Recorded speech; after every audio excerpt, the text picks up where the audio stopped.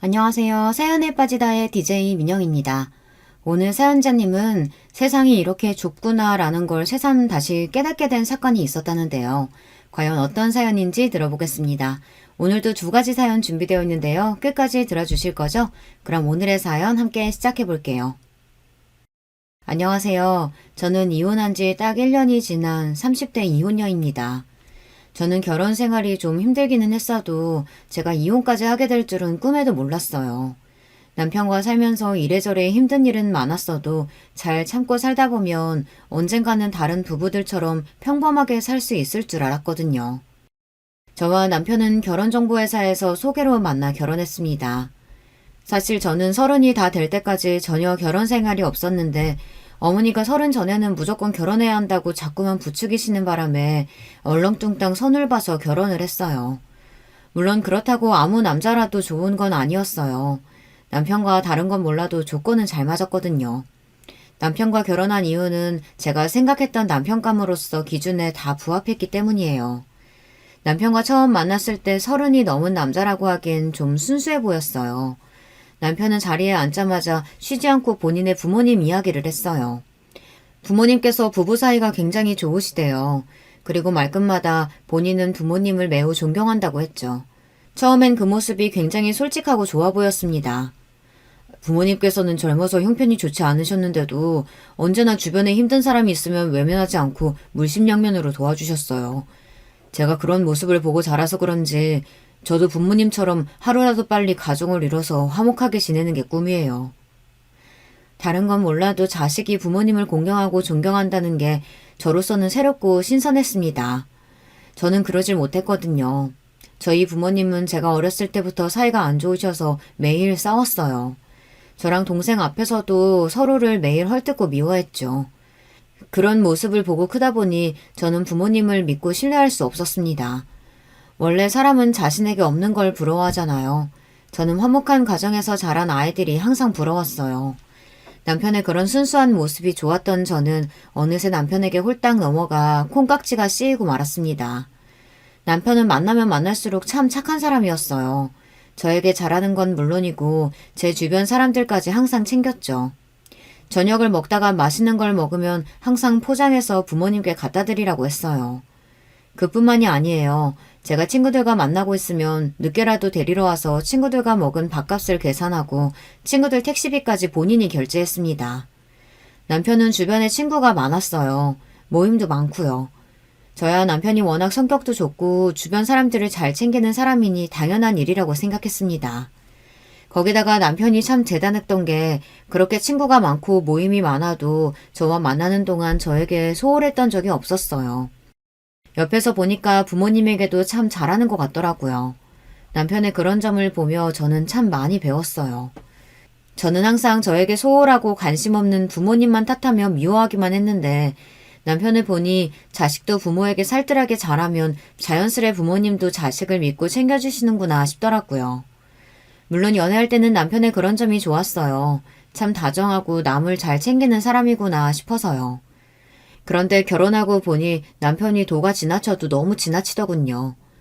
알고 보니 남편은 좋게 말해서 사람이 착한 거지 호구나 다름없었습니다. 결혼하면 결혼 전처럼 매일 친구들 만나고 모임에 매번 참석하기 어렵잖아요. 남편도 저와 결혼하고 나서는 저와 시간을 보내느라 친구들과 사이도 소홀해지고 모임에도 잘 나가지를 못했어요. 그러던 어느 날이었어요. 저는 생각지도 못할 이야기를 듣게 됐습니다. 일요일 아침이라 원래라면 남편이 고등학교 때 친구들을 만나 축구를 하는 날이었어요. 그런데 남편이 전날 저와 늦게까지 데이트를 하고 야간 영화를 보고 들어와서 피곤하다며 아침 축구를 빠졌습니다. 그런데 이른 아침부터 남편 핸드폰이 울리더군요. 아직 잠에서 덜 깬 남편이 전화를 받았습니다. 그런데 옆에서 자고 있던 저에게 들릴 정도로 남편 친구가 소리를 치더군요. 야, 너 축구장 대여를 안 냈어? 오늘 내는 날이라는데. 그리고 오늘 너 축구 안 나온다고 그랬다며? 네가 안 나오면 우리 아침은 누가 쏘냐? 순간 저는 제 두 귀를 의심했습니다. 제가 잠결에 말을 잘못 들은 줄 알았어요. 그런데 곧바로 남편이 어쩔 줄 몰라 하더니 우물쭈물 하더군요. 내가 어제 너무 늦게 들어와서 너무 피곤한 거 있지? 다음 주에 내가 가서 다 낼게. 남편은 축구장 결제일인 걸 깜빡했다면서 본인이 다음 주에 가서 내겠다고 했습니다. 순간 저는 남편이 축구 모임 총무라도 되는 줄 알았어요. 그런데 아니랍니다. 20살 때부터 지금까지 내내 남편이 축구장 대여료를 다 냈대요. 한 달에 50만 원이 넘는 돈을요. 다음 주에 와서 네가 내는 거야 당연한 거고 지금도 안 와서 우리 다 아침밥 굶고 집에 가게 생겼잖아. 내가 쪽팔리게 전화까지 해야겠냐? 오늘 안 나올 거면 내 통장으로 밥값 입금이라도 해라. 넉넉하게 보내. 네 덕분에 맛있는 거나 좀 먹게. 그 순간 저는 자리에서 벌떡 일어났습니다. 장난이라고 하기엔 남편의 반응도 이상하고 친구라는 놈의 말투도 이상했습니다. 사실 그전에도 몇 번 이해가 안 됐던 상황이 있었어요. 남편은 항상 친구들을 만나고 오면 특별한 일이 없어도 본인이 계산했습니다. 당시에는 좀 이상하다고 느끼기는 했는데 이제 보니 확실히 문제가 있는 것 같더군요. 그 와중에 더 화가 나는 건 남편의 태도였어요. 멍청한 남편은 덥석 알았다고 대답을 하고 전화를 끊더니만 정말 친구에게 돈을 송금하려고 했어요. 저는 순간 놀라서 남편의 핸드폰을 뺏었습니다. 방금 전화한 사람 누구야? 축구 빠지면 벌금이 있는 것도 아닌데 왜 당신한테 돈들 입금해라 말아하는 건데. 설마 지금까지 매번 자기가 연습장 빌리는 비용이랑 밥값 그거 다 낸 거야? 저는 도저히 남편의 행동이 이해가 되지 않아 따지듯 물었습니다. 다 동창인데 누가 내든 어때. 그리고 그중에 내가 제일 잘 벌고 우리 집이 제일 잘 살아. 그러면 당연히 내가 내는 게 맞지. 남편은 말도 안 되는 소리를 했습니다. 지금까지 몇 년 동안 축구장 대여 비용은 물론이고 아침 비용을 남편이 계속 냈답니다. 함께 축구를 하는 동창 중 남편이 가장 돈을 잘 번다는 게 이유였죠. 저는 기가 막혀서 말이 나오질 않았어요. 남편이 함께 축구를 하는 친구들이 어떻게 사는지야 저는 모르지만 그렇다고 남편이 월등하게 재벌은 아니에요. 물론 남편이 대기업에 다니기는 하지만 어딜 가나 남편이 다 쏘고 내줄 정도로 경제적으로 여유 있지는 않다는 겁니다. 당신이 원래 주변 사람들 잘 챙기는 건 아는데 아무리 그래도 이건 아니지.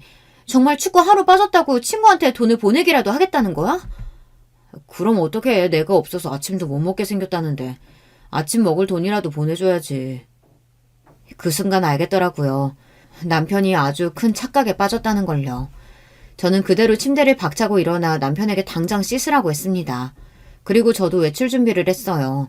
남편은 제 말이 무슨 말인지 못 알아듣고 우왕좌왕했습니다. 빨리 일어나. 친구들 아침 사주러 가야지. 저는 절대 누구에게도 당하고만 사는 성격이 아니에요.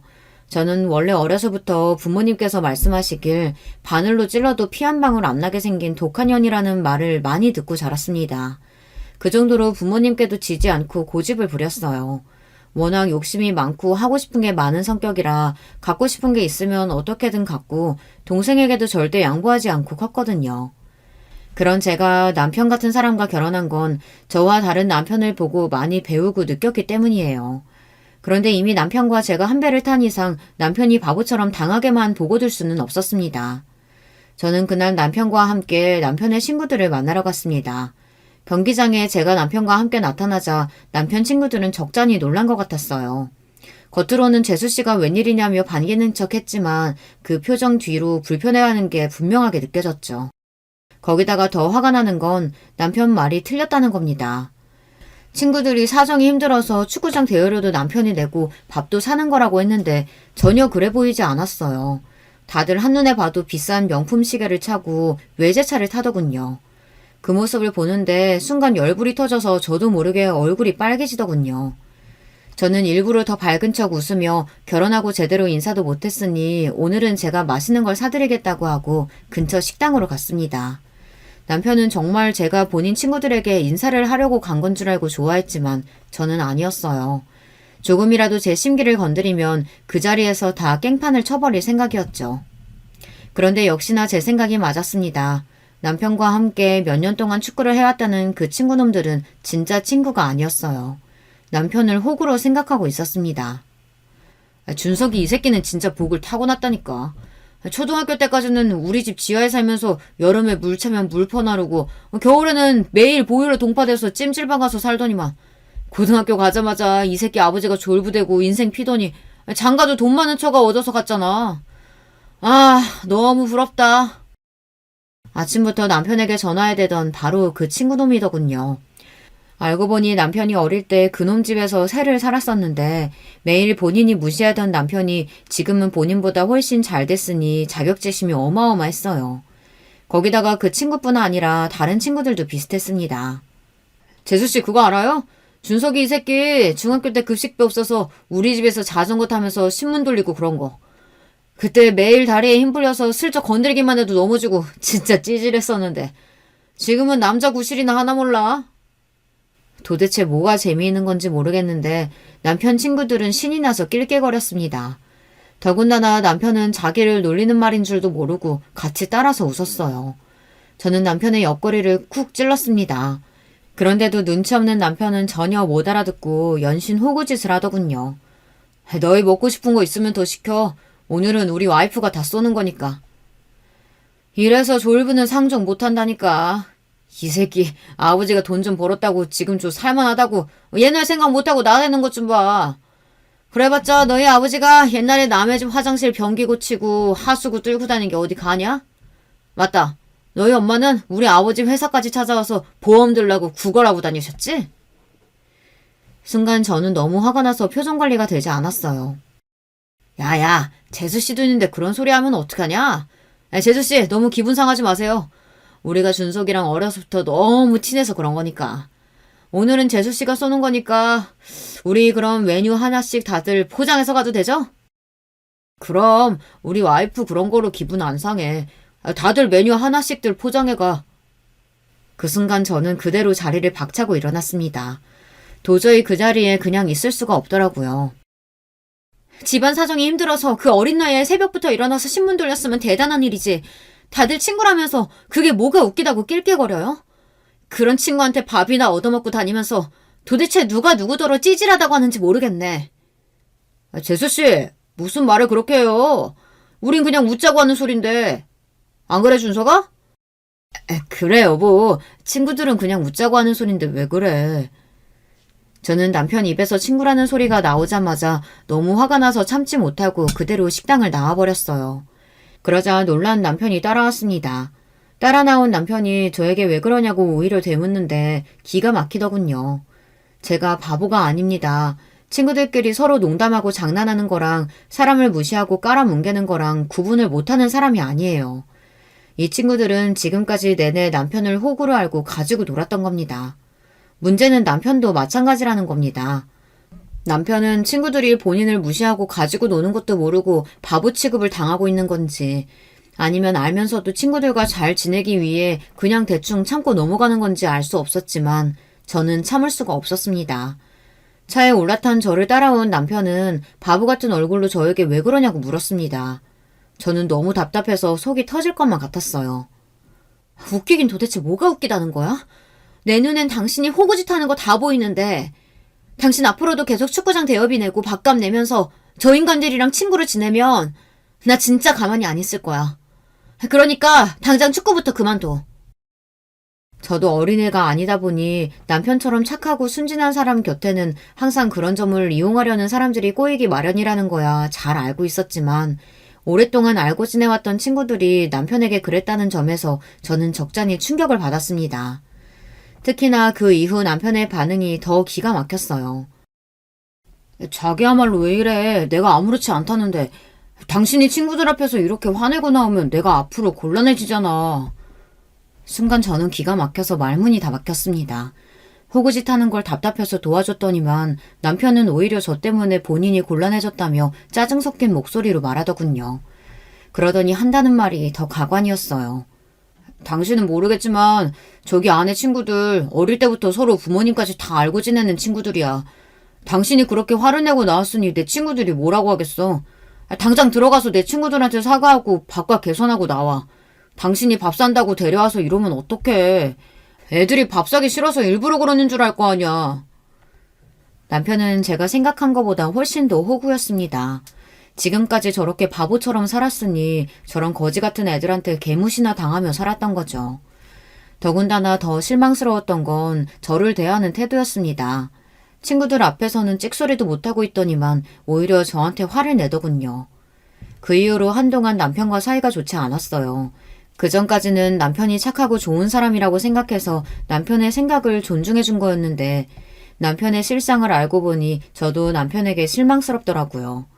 그런데 얼마 뒤 남편이 왜 그 모양 그 꼴인지 알게 된 사건이 있었습니다. 남편이 바보짓을 하고 다니는 게 다 시부모님 때문이더라고요. 어느 날이었어요. 저는 출근해서 일하고 있었는데 남편에게 전화가 왔더라고요. 그때도 저랑 남편 사이가 풀리지 않았을 때라 저는 시큰둥하게 전화를 받았습니다. 그런데 남편 말이 시부모님께서 갑자기 시댁에 좀 오라고 하신다고 퇴근하고 시댁에 가자고 하더군요.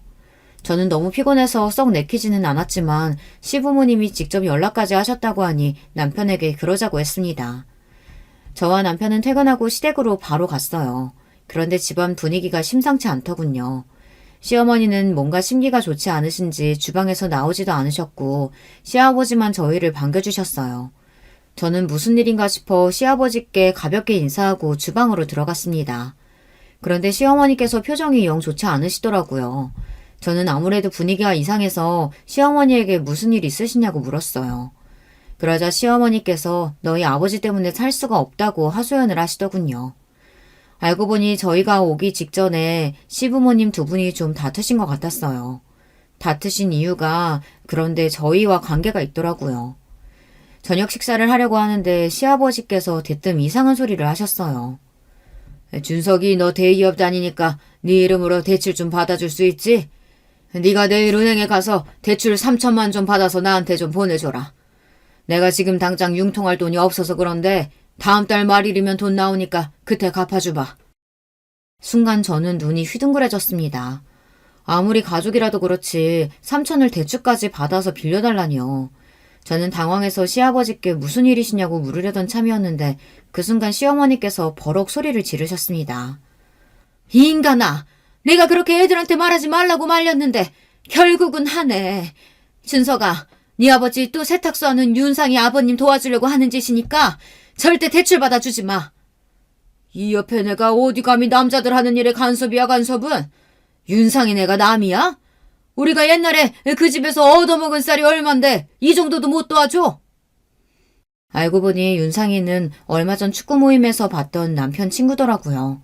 아주 대대로 그 집에 호구짓을 하고 계셨습니다. 가족은 무슨 지난번에도 5천이나 빌려주고 아직도 못 받고 있으면서 아들한테 빚까지 내라고 해서 도와준다는 게 말이 돼? 내가 정말 며느리 볼 낯이 없어. 내가 이번 달에 수금이 늦어져서 그런 거지. 다음 달이면 그깟 3천만 드는 거 일도 아니야. 그때까지만 자식들한테 빌릴 수도 있지. 낯이 없긴 뭐가 없어. 윤상의 아버지면 당연히 도와드려야죠. 저 예금 들어가 있는 거 있으니까 그거 내일 찾아다가 드릴게요. 대출받을 필요 없으니까 걱정하지 마세요. 역시 우리 아들 나를 닮아서 속이 넓다니까. 사실 윤상이 내면 우리가 돈 3천이야 그냥 줄 수도 있는 돈이지 뭐. 저는 순간 말문이 막혀서 말이 나오질 않았습니다. 남편이 말한 은행에 예금해둔 돈은 나중에 더 큰 집으로 이사하려고 저와 함께 모으는 돈이었어요. 엄연히 함께 모은 돈인데 그 돈을 저와 상의 한마디 없이 본인 마음대로 쓴다고 하니 저로서는 어이가 없더군요. 저는 그제야 알았습니다. 남편이 시아버지를 그대로 빼다 박았다는 걸요. 저는 고민하다 슬쩍 남편과 눈을 맞추고 이야기를 했습니다. 여보, 그 돈은 우리 내년에 이사 가려고 같이 모은 돈인데 상의도 없이 갑자기 그러면 어떡해.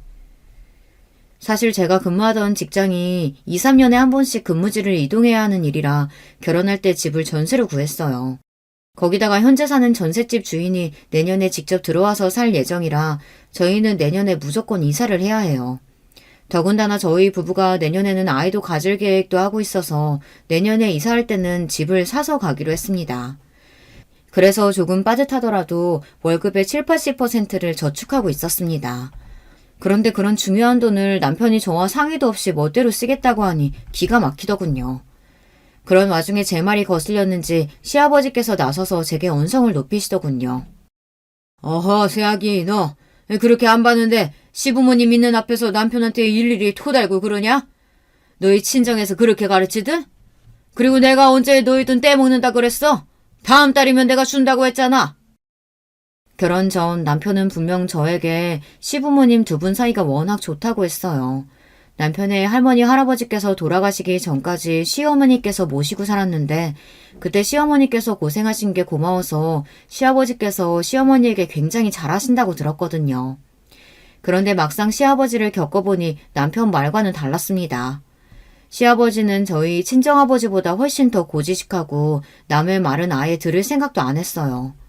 저는 걱정돼서 이야기를 한 것뿐인데 시아버지께서는 얼굴까지 빨개져서 목소리를 높이시니 저는 순간 너무 당황했어요.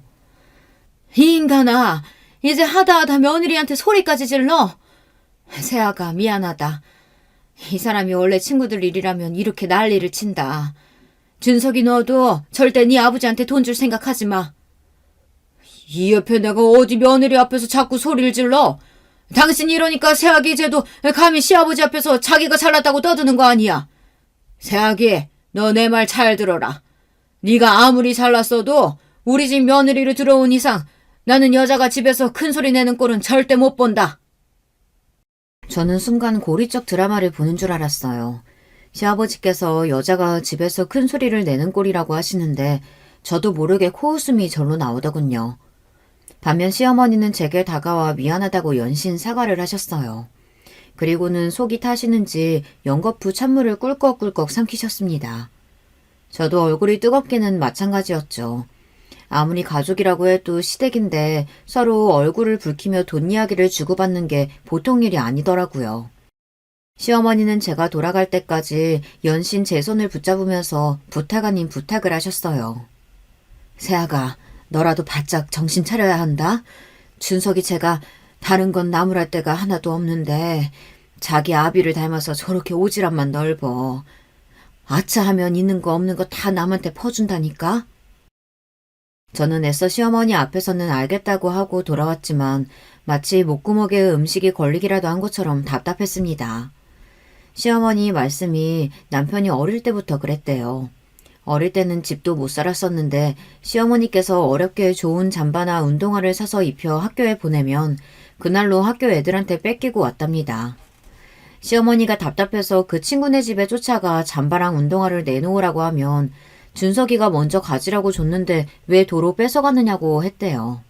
기가 찬 시어머니가 잠바며 운동화를 다시 찾아서 집에 오면 남편은 오히려 쪽팔리게 왜 그랬냐고 시어머니에게 따지며 울먹였답니다.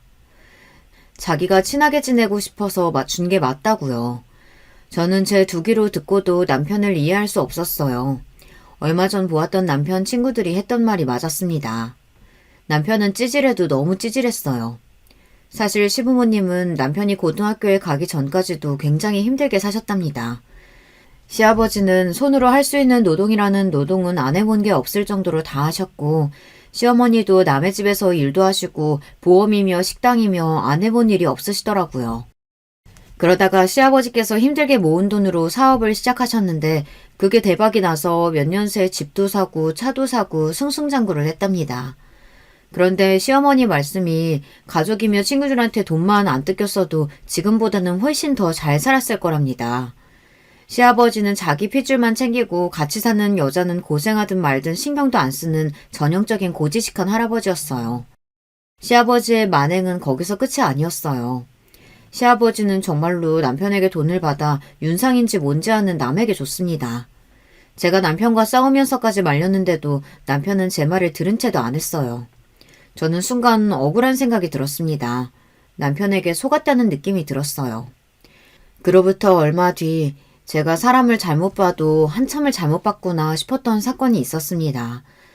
알고 보니 결혼 전 제가 남편의 집안에 대해 알고 있던 조건이 달라도 너무 다르더라고요. 제가 남편을 만나기 전 결혼정보회사에서 전해 듣기로는 시아버지의 사업 규모가 직원 20명이 넘는 규모에 연 매출 100억 원 이상으로 알고 있었어요. 거기다가 15년 이상 운영해온 안정적인 회사라고 알고 있었죠.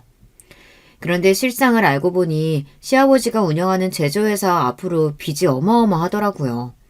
시아버지가 돈 번을 거의 대출 이자로만 내고 있었어요. 제가 이런 사실을 알게 된 게 얼마 되지 않아요. 결혼하고 좀 이상했던 게 시아버지께서 사업을 하시는데도 시어머니께서 아직도 보험 판매 일을 하시더라고요. 제가 이상해서 남편에게 물었는데 남편 말로는 시어머니께서 워낙 젊을 때부터 쉬지 않고 일을 하신 분이라 집에 있으면 유독 답답해 하신답니다. 그래서 여전히 소일거리로 보험을 하는 거래요. 저는 남편 말을 철석같이 믿었습니다. 그런데 남편 말은 사실이 아니었어요. 제가 시댁에 잠깐 들릴 일이 있어 갔었는데 시어머니께서 시아버지와 싸우고 계시더라고요. 두 분 다 얼마나 흥분하셨는지 제가 비밀번호를 누르고 현관에 들어섰는데도 제가 온 줄을 모르시더라고요. 그 전에도 비슷한 상황을 종종 보기는 했는데 그날은 상황이 심각해 보였습니다. 말해봐야 당신이 내 말은 안 들으니까 나도 당신이 알아서 하겠거니 하고 지금까지 넘어갔는데 이제 더는 안 되겠어. 이러다가 우리 사는 집까지 다 경매로 넘어가게 생겼잖아. 어떡할 거야? 이 집까지 넘어가면 어떡할 거냐고! 이 애패 내가 재수없는 소리라고 있어. 내 공장이 몇 평인데 그깟 몇 억을 못 갚을까봐 걱정을 해. 우선 시골에 땅 팔리는 대로 다 갚아줄 거니까 당신은 그 입 다물고 있어. 그 땅이 우리 땅이야?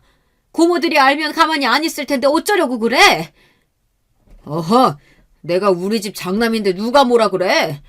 더군다나 내가 지금까지 누나들한테 해준 게 얼만데. 그 땅 좀 판다고 나한테 뭐라고 하면 내가 가만히 있을 줄 알아?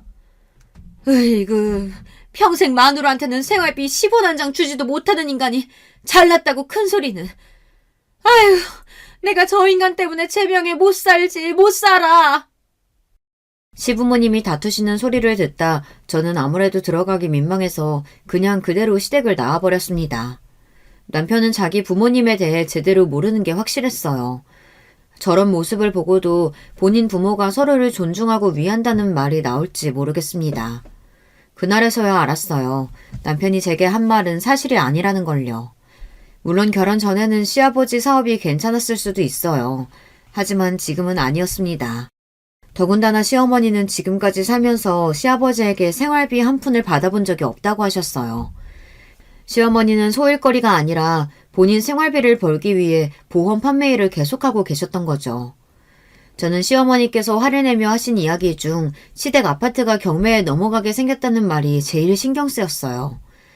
제가 알기로는 시부모님 재산이라고는 시아버지 회사와 공장, 그리고 현재 살고 계시는 30평대 아파트 하나 정도로 알고 있었는데 도대체 빚이 얼마면 고소까지 당하고 고작 10억 넘는 아파트까지 경매에 넘어가게 생긴 건지 걱정을 안 할 수가 없었어요. 저는 그날 집에 가자마자 남편에게 제가 시댁에서 들은 이야기를 했습니다. 아무래도 시아버지 사업에 문제가 있는 것 같다고요. 그런데 제 말에도 남편은 자꾸만 괜찮다고 하며 말을 돌렸습니다. 저는 남편의 태도가 너무 안일하다 싶었어요. 아무리 결혼해서 독립한 자식이라도 시아버지의 행동 하나하나에 시어머니께서 저렇게 힘들어하시는데 자식으로서 모르는 척하는 게 맞는 건가 싶었죠. 시댁일이니까 나도 웬만하면 간섭 안 하려고 했는데 도저히 어머님이 불쌍해서 가만히 못 있겠어. 아버님은 평생 남한테는 몇 천씩 떡하니 빌려주시면서 어머님한테는 지금까지 생활비도 안 주시고 그 연세에 나가서 일하게 하는 게 말이 돼? 당신은 그런 어머님이 가엾지도 않아? 저는 진심이었어요. 시아버지가 평소에 얼마나 돈 있는 걸 자랑하시고 허세를 부리시는지 몰라요. 그러면서 같이 사는 시어머니에게는 무관심하니 저까지 속이 다 상하더라고요.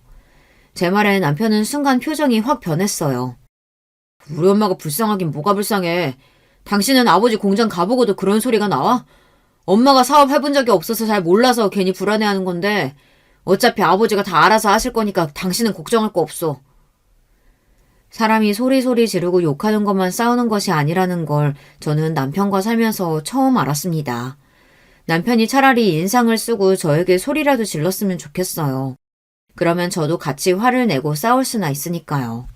남편은 꼭 사람 좋은 사람처럼 온화한 얼굴을 하고 답답한 소리를 해댔습니다.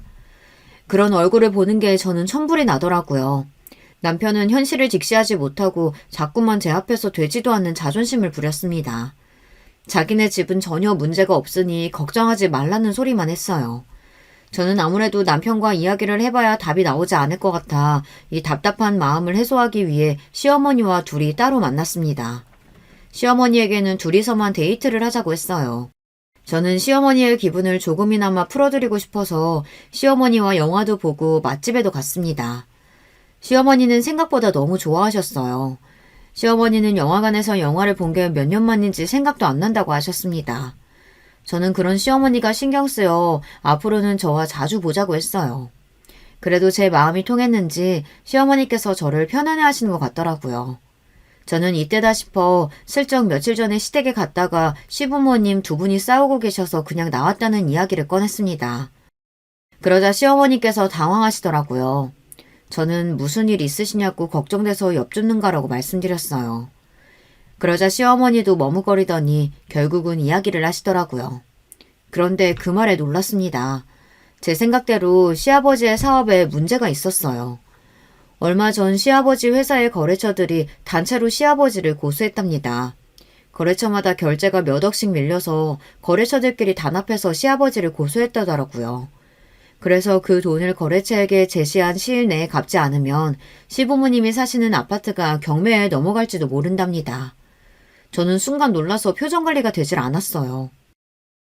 얼마 전까지 친구들한테 몇 천씩이나 빌려주시고 비싼 차도 척척 사시더니 왜... 저도 너무 이해가 안 돼서 저도 모르게 마음의 소리가 튀어나왔습니다. 제가 지금까지 봐온 시아버지는 돈을 쓰는데 거침이 없는 분이었어요. 어디를 가나 항상 본인이 계산하는 건 물론이고 주변에 누가 돈만 빌려달라고 하면 다른 사람한테 빌려서까지 주는 사람입니다. 거기다가 얼마 전에는 잘 타지도 않으시는 차를 2억이 넘는 외제차로 바꿨어요. 그때도 시어머니와 싸우셔서 저와 남편이 민망해 일찍 집에 왔었거든요. 사실 제가 타는 차가 10년이 됐어요. 저희 친정아버지가 제가 대학생 때 집이 멀다고 사준 차였는데 저는 지금까지 그 차를 타고 있습니다. 차가 아직 멀쩡하기도 하고 정이 들어서 남편이 차를 사주겠다고 해도 저는 제 차가 좋았어요. 그런데 시아버지께서 매일 제 차만 보시면 그렇게 한 소리씩 하셨습니다. 너는 돈도 잘 버는 애가 왜 아직도 그 똥차를 타고 다니냐? 네가 그런 차 타고 다니면 사람들이 우리 준석이를 뭐라고 생각하겠어? 대기업 다니는 남편이 지만 외제차 타고 다니고 마누라는 똥차 타게 다니게 한다고 수군거릴 거 아니야. 남편도 몇 년 전에 차를 외제차로 바꿨어요. 그 전에 타던 차도 멀쩡했는데 자기 친구들이 다 외제차를 탄다면서 모아둔 돈도 없이 무작정 중고로 외제차를 샀습니다. 그때 저도 남편이 이해가 되질 않았지만 아직 애도 없고 젊으니 하고 싶은 대로 두자 싶어서 넘어갔죠. 제 차가 오래되긴 했어도 워낙 잘 만든 차라 멀쩡해요. 정비소에서도 관리 잘해서 앞으로 3, 4년은 더 타도 괜찮다고 했고요. 너는 없이 큰 애도 아니면서 애가 참 궁상맞다. 아무래도 사돈이 돈 있으면서도 꽁꽁 감춰두고 자식들 고생시키는 짠돌이신가 보다. 시아버지는 툭하면 자리에도 없는 친정 식구들을 이야기를 했습니다. 저희 친정아버지도 사업을 하세요. 저와 남편이 결혼정보회사에서 소개를 받다 보니 처음 결혼정보회사에 등록할 때 부모님 회사 정보에 대해서도 공개했습니다. 당시에 시아버지 회사보다 친정아버지 회사 규모가 커서 제가 등급이 좀 더 높게 나왔는데 그걸 가지고 시아버지는 아직도 자존심이 상하시는지 자꾸만 저희 아버지를 제 앞에서 깎아내렸습니다. 그럴 때마다 저는 아니라고 그렇지 않다고 했는데도 시아버지는 항상 제 이야기를 전혀 듣지 않으셨어요. 그럴 때마다 저는 제 남편이 점점 시아버지랑 더 똑같아지면 어쩌나 걱정됐습니다. 지금도 시아버지를 많이 닮았으니까요. 그러던 어느 날이었습니다. 제가 우려했던 일이 결국은 터지고 말았어요. 시아버지께서 고소당한 사건을 해결하지 못해서 시부모님이 사시던 아파트가 경매로 넘어가고 말았습니다. 그 일로 시어머니께서 충격을 받아 실신까지 하셨어요. 그럴만했죠. 시아버지께서 시어머니 앞에서 본인이 알아서 하겠다고 그렇게 큰 소리를 치더니만 결국은 사고를 쳤으니까요. 저는 시어머니가 걱정돼서 퇴근하면 시어머니께서 입원하신 병원에 매일 들렀습니다. 시어머니는 정신을 차렸는데도 기운이 없어 식사를 제대로 못 하셨어요. 어머니, 지금은 너무 힘드시겠지만 그래도 아버님께서 금방 정리하실 거예요. 그러니까 기운 내시고 얼른 식사하세요. 그 인간이 알아서 하기는 뭘 알아서 해. 그 공장도 반이 넘게 다 은행 빚이야. 집 팔아도 거래처 사람들 돈 주고 나면 남는 것도 없는데 도대체 어떻게 하겠다는 건지. 시어머니의 이야기를 듣는데 저는 너무 기가 막혔습니다. 시아버지는 말 그대로 빚 좋은 개살구였어요. 여기저기 빚 만지고 떵떵거리며 다니신 거죠. 온갖 허세는 다 부리면서요. 저는 시어머니가 너무 불쌍했습니다. 평생 그런 남자랑 사셨으니 얼마나 마음고생을 많이 하셨을까 싶어서요. 그런데 이게 남의 이야기가 아니었습니다. 그날 저녁 저는 남편에게 이야기했어요. 시댁 상황이 좀 안 좋은 것 같으니 시어머니께서 퇴원하시면 아파트가 정리될 때까지 우리 집에 잠깐 모시자고요. 저로서는 남편을 많이 배려해서 한 이야기였습니다. 아무래도 남편이 먼저 이야기를 꺼내기엔 어려울 것 같아서요. 그런데 남편 반응이 의외였습니다. 저에게 그럴 필요 없다네요. 아버지가 금방 정리할 텐데 왜 다들 이렇게 오바야. 아버지 타는 차 몰라? 그 차만 팔아도 전세금은 나와. 걱정하지 마. 저는 절로 한숨이 나왔습니다. 어떻게 30이 훌쩍 넘은 남자가 저 정도로 생각이 짧을까요? 저는 더는 남편에게 할 말이 없어 입을 다물어 버렸습니다. 그런데 얼마 뒤 생각지도 못한 일이 벌어졌어요. 시어머니께서 퇴원하시는 날이라 병원에 갔는데 시아버지께서 와 계시더라고요. 저는 시아버지에게 집은 어떻게 되는 거냐고 다시 시댁으로 시어머니를 모시고 가시는 거냐고 여쭙습니다. 안 되면 저희 집으로 모시고 갈 생각이었으니까요. 그런데 시아버지께서 대뜸 하시는 말이 기가 막히더군요. 안 그래도 그 아파트 너무 작아서 이사하려 했었어. 그래서 이번 기회에 팔고 아예 공기 좋은 동네 가서 살려고 2층짜리 전원주택으로 내가 싹 알아보고 계약했다. 이제 잔금만 내면 돼. 저는 그래도 다행이다 싶었습니다. 남편 말대로 시아버지가 아예 생각이 없는 사람은 아닌가 싶어서요. 그런데 곧 바로 하는 말이 어이가 없었습니다. 그래서 말인데 네가 1억만 좀 구해와라. 잔금 내는데 딱 1억이 모자라네. 시부모 이사 가는데 며느리가 그 정도는 할 수 있지? 저는 순간 제 두 귀를 의심했습니다. 정말 제가 들은 1억이 맞나 싶어서요. 아버님, 제가 지금 당장 1억이 어디 있어요. 그리고 돈이 없으시면 형편에 맞게 구하셔야지. 두 분이 사시는데 2층짜리 전원주택이 웬 말이에요. 저는 너무 황당하고 기가 막혀서 버럭 말을 내뱉었습니다. 그런데 그 순간 시아버지 얼굴이 차갑게 굳었어요. 뭐야? 형편? 너 지금 말 다 했냐? 내가 고소 좀 당하고 집 좀 넘어갔다고 감히 네가 나를 무시해? 시아버지는 사람들이 다 있는 병원에서 저에게 고래고래 소리를 질렀습니다. 그러더니 저에게 너처럼 버릇없는 애를 며느리로 인정할 수 없다며 당장 나가라고 엄포를 놓으셨어요. 저는 황당해서 왜 이러시냐고 저도 가족인데 그런 소리도 못하느냐고 했습니다. 그런데도 시아버지는 저와 눈을 마주치지 않았어요. 저는 그대로 시어머니 얼굴도 못 보고 쫓겨나다시피 집에 왔습니다. 그런데 얼마 뒤 믿기지 않는 일이 벌어졌어요. 저는 남편과 이혼했습니다. 시아버지께서 다시는 저를 보고 싶어 하시지 않는다면서 남편에게 저와 계속 살면 부모와 자식 간 인연을 끊자고 했어요. 저는 세상에 무슨 이런 아버지가 있나 싶었는데 더 황당한 건 남편의 태도였어요. 남편은 저에게 당장 시아버지에게 가서 무릎 꿇고 사과를 하라고 했습니다. 그래도 용서해 주실지 모르겠지만 저에게 그렇게라도 하라네요. 안 그러면 정말 저와 이혼하겠대요. 그 순간 저도 지금까지 내내 붙잡고 있던 이상의 끈이 끊어지고 말았습니다. 제가 잘못한 것도 없는데 자꾸만 억울해지는 상황을 더는 참을 수 없었어요. 저는 그렇게 남편과 이혼했습니다. 처음엔 저도 그냥 시아버지에게 사과했어야 했나 하기도 했어요.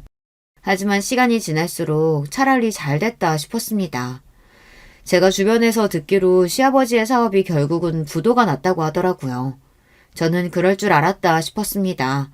시아버지는 사업을 할 만한 사람이 아니었으니까요. 물론 시어머니가 걱정이 되기는 했지만 이제는 남남인데 더는 신경 쓰지 않고 살기로 했어요. 이혼녀로 살아간다는 것도 만만찮게 힘들었으니까요. 그러던 어느 날이었습니다. 제가 아버지를 만날 일이 있어서 강남의 호텔에 좀 들렸어요. 마침 주말이라 그런지 호텔에 결혼식이 많아 호텔 안에 사람이 많더라고요. 저는 영 정신이 없어 사람들이 많은 쪽을 피해 호텔 뒤쪽으로 가려던 참이었습니다. 그런데 그때 익숙한 차 한 대가 들어오다가 저를 발견하지 못하고 급하게 브레이크를 밟았어요. 끼익 소리와 함께 놀란 저는 얼음이 되어 제 앞에 멈춰선 차를 노려봤습니다. 그런데 마침 차가 익숙하다 했더니 제가 이혼 전에 탔던 바로 그 차였어요. 제가 운전석 쪽에 붙여두었던 스티커가 그대로 있더라고요. 이혼하기 직전에 제가 차를 바꿔서 주차장에 두고 왔던 차예요. 남편이 알아서 폐차한다고 해서 제가 서류까지 다 줬거든요. 그런데 그 차가 왜 여기 있나 의아했습니다. 저는 놀라서 차 번호판부터 확인했습니다. 그런데 역시나 제가 타던 그 차가 맞았어요. 그런데 그때였습니다. 마침 운전석에 있던 운전자가 내리더니 저에게 삿대질을 하며 소리를 지르려고 하더군요. 아유, 정말 젊은 여자가 눈이 있는 거야, 없는 거야? 네가 왜 여기 있냐?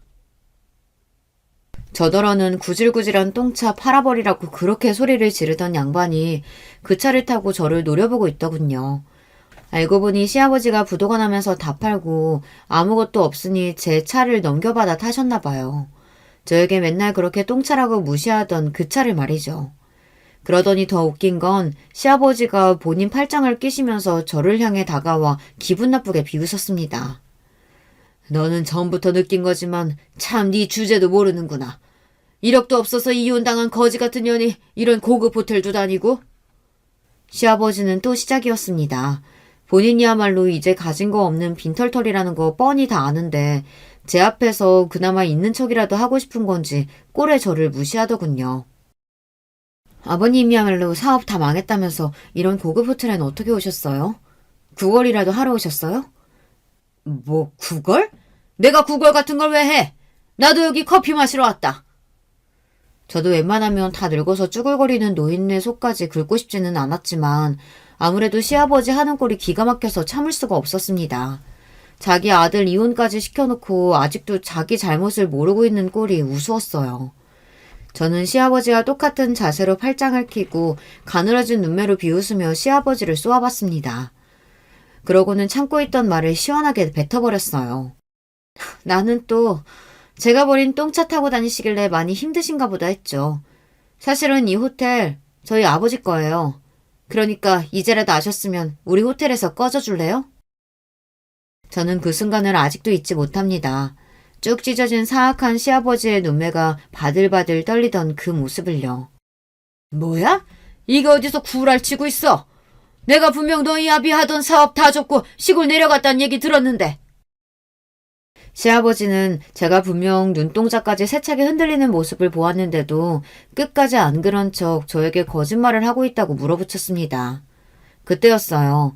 호텔 유니폼을 입은 직원들이 주차장 앞을 지나가다 저를 보고 달려와 90도로 인사를 하자 그제야 시아버지는 휘둥그레진 눈으로 놀라 떡 벌어진 입에 개거품을 물었습니다. 말도 안 돼. 네가 어떻게? 이제 좀 알겠어요? 아버님께서 얼마나 멍청하게 군 건지.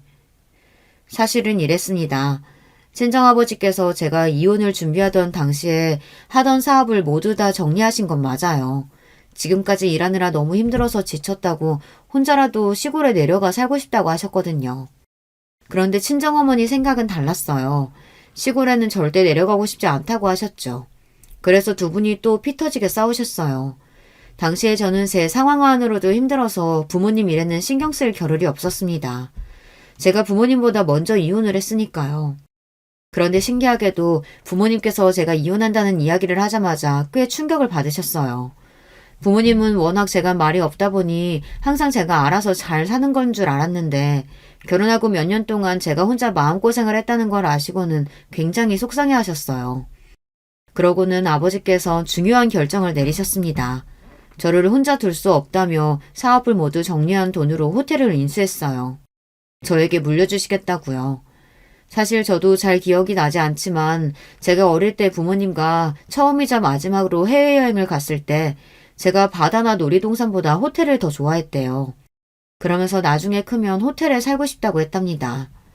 아버지는 워낙 일이 바쁘시다 보니 제가 자라는 모습을 거의 보질 못하셨어요. 그래서 유일하게 기억하고 있는 저의 모습이 호텔을 좋아하던 그 모습이었던 거죠. 아버지는 이혼한 저에게 위로는 해주고 싶은데 방법은 떠오르질 않으니 제가 기뻐할 만한 일을 해주신 겁니다. 저도 처음엔 아버지의 말이 믿기지 않았지만 아버지는 정말로 대형 호텔을 인수했어요. 그리고 전문 경영인을 고용해 운영하고 계십니다. 덕분에 저는 언제든 호텔에 올 수 있어요. 저는 아버지가 기억하시는 대로 호텔을 좋아하더라고요. 호텔에 오면 아무것도 하지 않고 있어도 마음이 편했습니다. 그런데 이제는 마음만 편한 게 아니라 이혼한 뒤로 가슴 한켠에 남아있었던 시아버지에 대한 앙금마저 싹 녹아 내려갔네요. 제 말에 발을 동동 구르며 똥차에 올라타는 시아버지의 모습을 보는데 속이 너무 시원했어요. 거기다가 더 대박이었던 건 그날로부터 얼마 뒤 시아버지에게 뜬금없이 전화가 왔다는 겁니다. 저는 핸드폰에 시아버지 번호가 뜨자마자 안 받으려고 했지만 도무지 영문이 궁금해서 안 받을 수가 없었습니다. 그런데 안 받았으면 큰일 날 뻔했어요. 재미있는 구경도 못할 뻔했거든요. 저기 아가야, 너랑 우리 준석이가 결국은 남남이 됐지만 그래도 몇 년간 가족으로 살았던 정이라는 게 있는데 어떻게 그걸 싹 잊고 살겠니? 저는 이 양반이 갑자기 무슨 일로 일어나 싶어서 무슨 일로 전화했냐고 따져 물었어요. 용건이 뭐냐고요. 그러자 시아버지가 하는 말이 아주 우스웠습니다.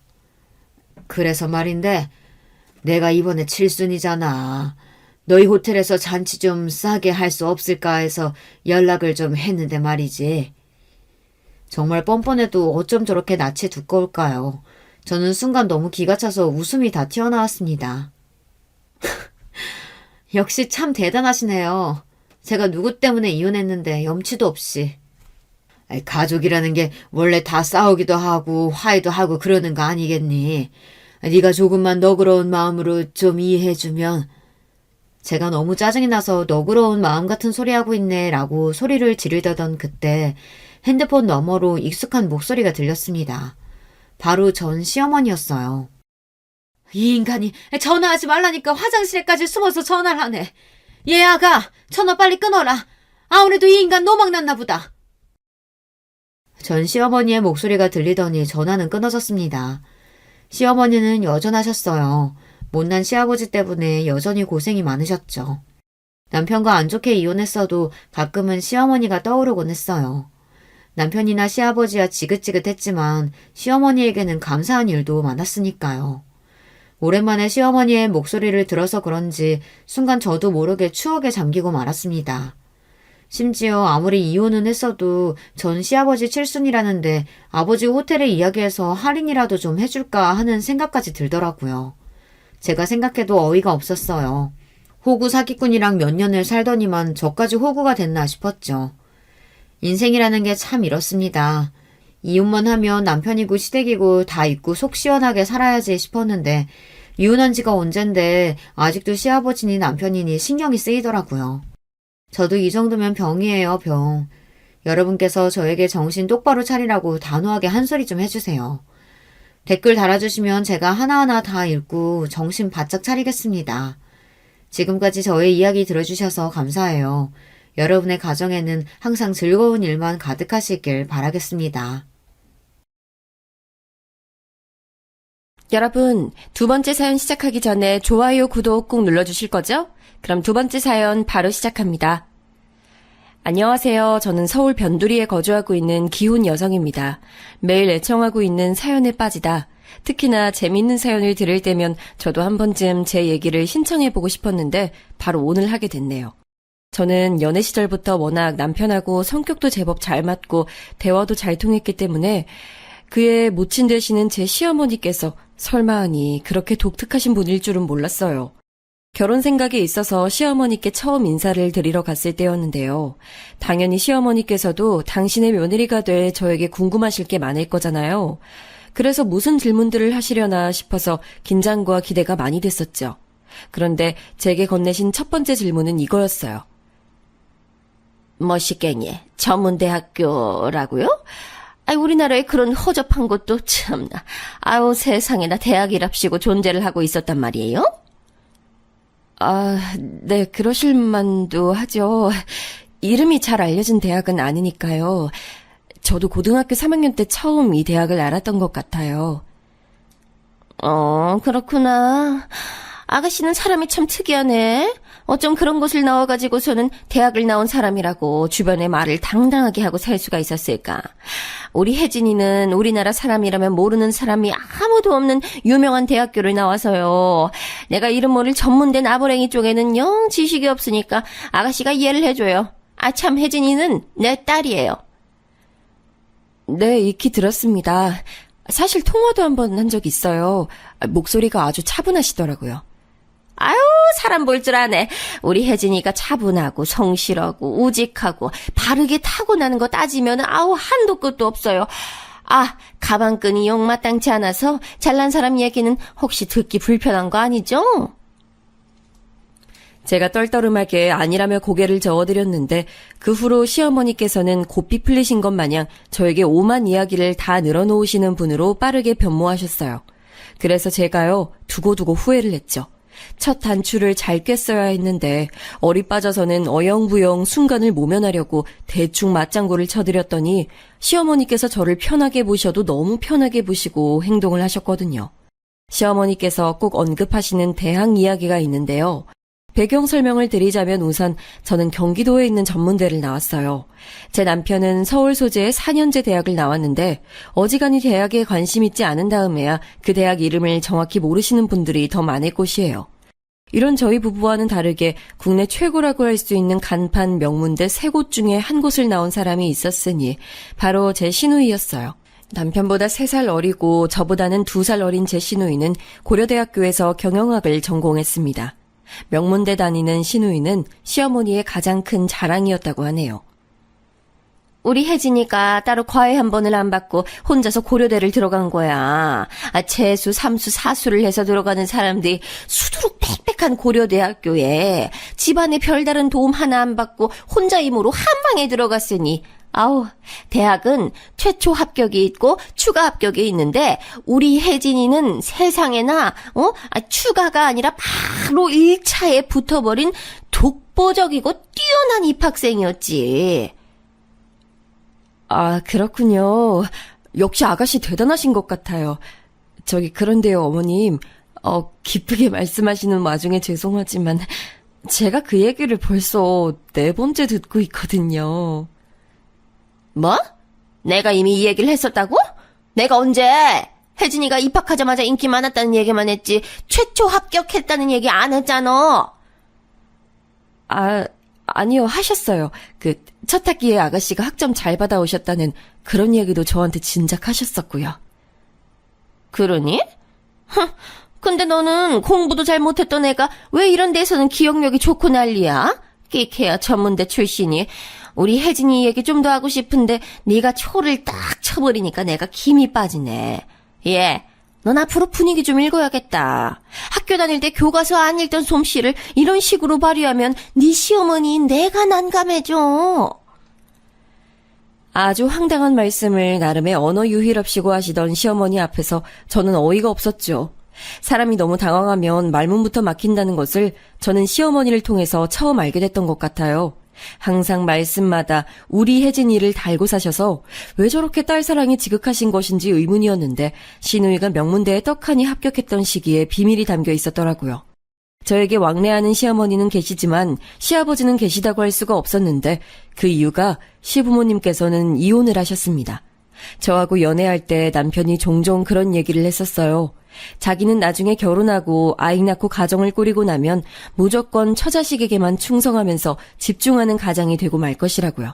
거의 스스로에게 주문을 걸듯이 그런 포부를 밝히길래 혹시 이유가 있는지 궁금했지만 남편은 함구했었는데 저희가 결혼을 진행하게 되면서 그때 제게 밝혔어요. 우리 부모님이 이혼하신 건 너도 알고 있겠지만 사실 그게 단순한 성격 차이 때문이 아니었어.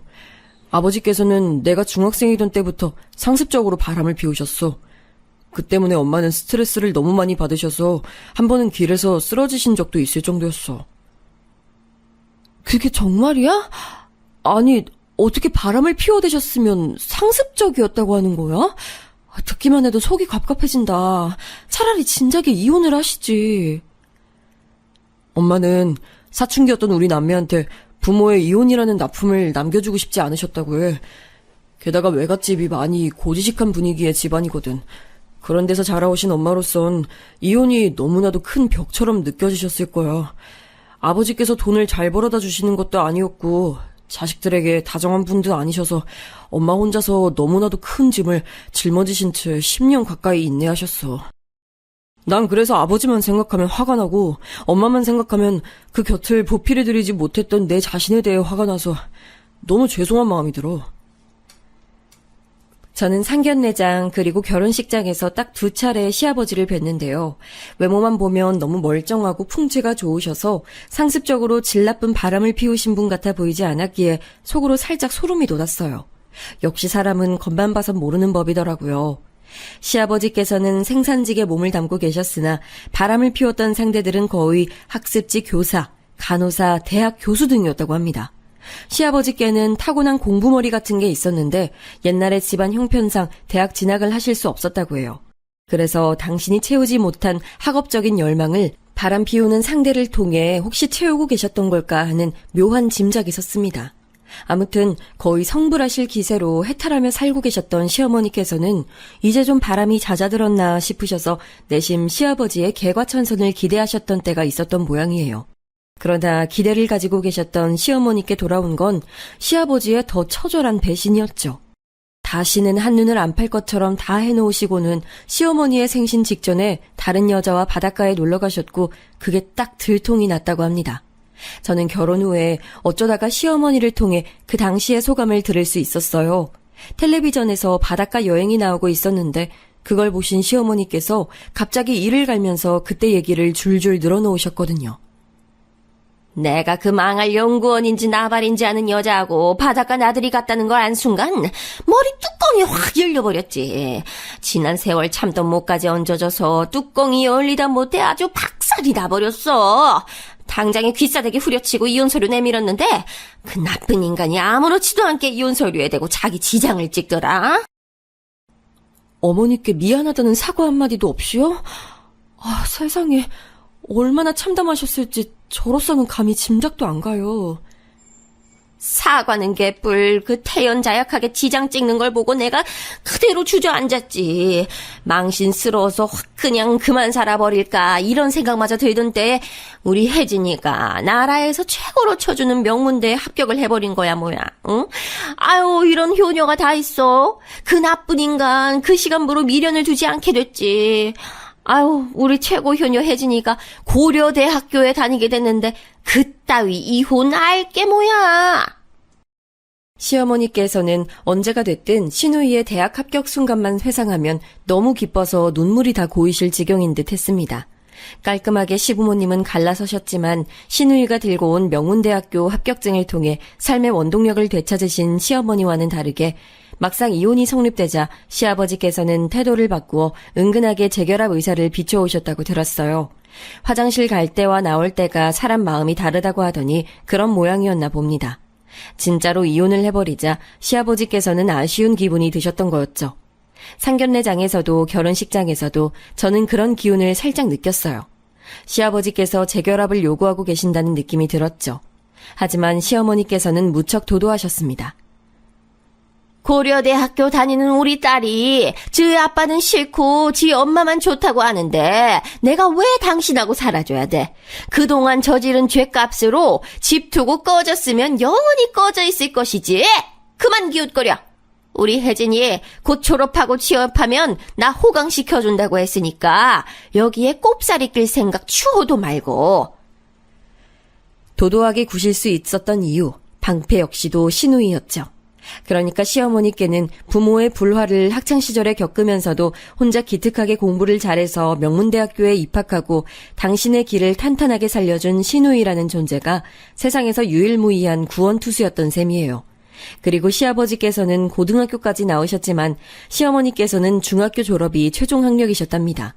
중학교 다니실 때 하필 집안에 어려운 일이 줄줄이 터져서 형제들 중에서 딱 시어머니 혼자만 고등학교 진학을 못한 경우가 됐다고 해요. 사회생활부터 일찍 하시면서 살다 보니 학력을 뒤늦게 따낼 필요성을 못 느끼셔서 세월이 흘러버렸고 나이가 들고 나자 다시 공부를 해서 검정고시를 보신다는 게 점점 엄두가 안 나게 되셨지요. 그런 시어머니의 내면에는 학벌 콤플렉스, 집안에서 당신 혼자 중졸이라는 것에 대한 억울함 등이 오랜 세월 뒤섞여 있었고요. 시아버지의 외도로 심신이 오래 지쳐 계셨던 시어머니는 시누이의 명문대 합격 하나로 그 모든 것에 대한 해결을 해내신 게 틀림없었습니다. 그러거나 말거나 단면만 보자면 제가 영향을 받을 건덕지는 없어 보였어요. 결혼하기 전까지는 그랬죠. 그런데 결혼하고 나니까 시어머니께서 저를 틈만 나면 앉혀놓으시고 우리 혜진이 타령을 해대시니 저도 슬슬 사람인지라 귀에 진물이 나는 것 같아졌습니다. 시어머니께서는 가까운 지인이 몇 없으셨어요. 어디 가서 딸 자랑을 늘어놓으실 때가 마땅치 않으니까 저에게 자꾸만 말씀을 하셨던 거예요. 하셨던 말씀을 또 하고 결혼한 후에 2세 계획도 바로 있었고 해서 회사로 출퇴근 안 하고 간단하게 재택근무로 일을 하고 있었는데 저를 찾아오시거나 부르시거나 무조건 둘 중 하나를 해내시는 시어머니 때문에 너무 스트레스를 받았어요. 제 본심에 맞춰서 행동하기엔 저의 소심한 성정이 제 발목을 잡았어요. 게다가 남에게 싫은 소리, 나쁜 소리 하면서 기분 좋아지는 사람은 없잖아요. 저도 그랬죠. 이왕이면 나쁘게 말씀드리고 싶지 않으니까 빙빙 애둘러서 말씀드리게 됐고 그게 시어머니께는 전혀 안 통해서 저를 계속 붙잡고 이러쿵 저러쿵 떠드시는 게 계속됐죠. 제가 인내심을 꾹 붙잡고 버티던 어느 날이었어요. 참외 3개를 가지고 시어머니께서 또 예고 없이 불쑥 저희 신혼집을 방문하셨습니다. 예, 넌 집에 있었으면 불이나 캐 나와봐야지. 네 시애미가 왔는데도 어쩜 그렇게 건석으로 맞이하냐? 어머님, 어제도 뵙고 엊그제도 뵙기 때문에 제가 어떻게 많이 반가워해드려야 할지 모르겠어요. 오늘은 무슨 일 때문에 오셨어요? 무슨 일이 특별히 있어야지만 내가 여기 올 수 있는 거니? 너도 참 말도 싸가지 떨어지게 내뱉네. 가방끈이 짧더라도 예의마저 잘라먹고 살면 안 되는 거야. 알아들었어? 넌 한 번 말해선 빨리 못 배우니까 내가 내일 또 알려주마. 아니에요, 어머님. 저 배웠어요. 예의 잘라먹고 살면 안 된다고. 그거 가르쳐 주신 거죠? 네, 숙지했습니다. 저 그런데요, 어머님. 제가 지금 작업할 게 있어서 컴퓨터 앞에 앉아 있어야 하거든요. 바빠서 그러는데 오늘은 왜 오셨는지 말씀 먼저 해주시면 안 될까요? 너는 내 손에 들린 걸 보고도 이유를 모르겠단 거야? 참외 먹자고. 이거 볼 일이 있어서 왔다는 걸 넌 아직도 눈치를 못 채? 역시 배움의 정도가 낮아서 그런지 관찰력도 쥐꼬리만 하네. 우리 혜진이 같았으면 이미 진작에 참외 다 깎아서 내왔어 이거 사. 그때 정말 제 인내심이 흔들리더라고요. 남편이 하도 제게 세상에서 가장 불쌍한 우리 엄마라는 식으로 말을 많이 해놨던지라 저도 웬만하면 갸륵한 마음으로 시어머니를 대해드리려고 노력 많이 했거든요.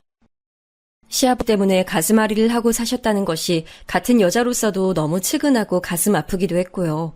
그런데 이런 저를 시어머니께서는 자꾸만 손수 흔들어대시며 제 인내심을 갉아드셨어요. 제가 입 꽉 깨물고 화를 죽이고서는 일단 참외부터 깎았습니다.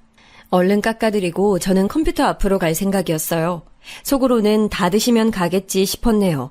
그런데 제가 깎은 참외를 보시더니 시어머니께서 갑자기 제 이마에 꿀밤을 꽝 하고 먹이시는 게 아니겠어요? 저는 참외 껍질 정리하다 말고 갑자기 눈앞에 별이 보여서 혼비백산했습니다. 지금 저 주먹으로 때리신 거예요, 어머님? 갑자기 사람 머리는 대체 왜 때리셨어요? 때리다니 머리통 안에 뇌가 들었나 안 들었나 그거 확인하려고 톡톡 두드려 본 거야.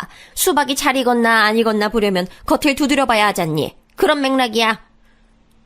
어머님, 사람 머리인데 당연히 안에 뇌가 들었겠죠.